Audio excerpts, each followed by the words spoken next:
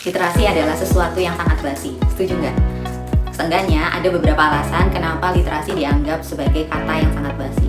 Alasan yang pertama adalah literasi selalu dianggap sebagai hanya baca buku aja. Padahal literasi itu punya cakupan yang sangat luas. Meskipun dimulainya dengan baca buku, tapi selanjutnya pasti kita tahu nih gimana caranya menuliskan gagasan, gimana caranya tidak sepakat dengan sebuah gagasan, yang akhirnya membuat kita jadi bisa punya kemampuan berpikir kritis, kemudian bisa mengutarakan pendapat kita gitu. Jadi meskipun dimulai dengan baca buku, tapi cakupan literasi itu punya cakupan yang sangat luas.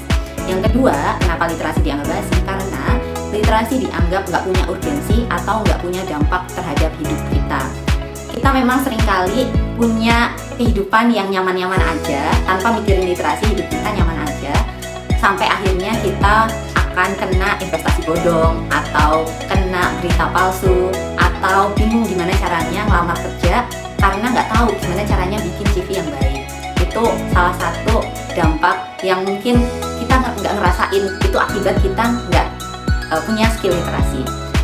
Alasan yang ketiga adalah literasi nggak ngasih kita uang secara langsung.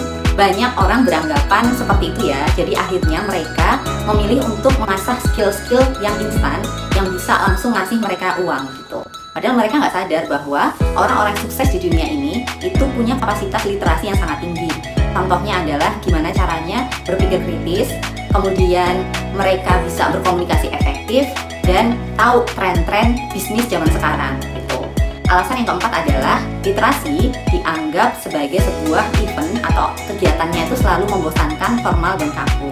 Mungkin ini bisa jadi salah satu tantangan juga buat masyarakat di Indonesia, biar gimana caranya event-event literasi di Indonesia itu bisa semenarik mungkin dan kreatif mungkin, biar orang-orang muda di Indonesia bisa tertarik gitu dengan literasi. Itulah kenapa kita tertarik untuk bikin Banyumas International Literasi Festival.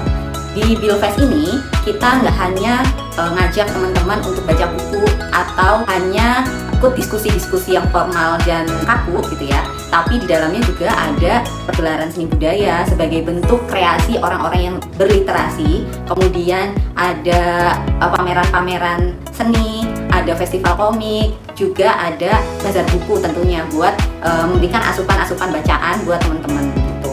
Jadi kalau teman-teman udah menyadari nih pentingnya literasi, memang penting buat hidup kita, dan masih bingung, oke nih gimana caranya untuk bisa mulai membangun skill literasi, teman-teman bisa mulai ikuti Instagram Bilfest dan tahu informasi selanjutnya tentang kegiatan-kegiatan yang seru dan dijamin memancing teman-teman untuk suka dan tertarik dengan literasi.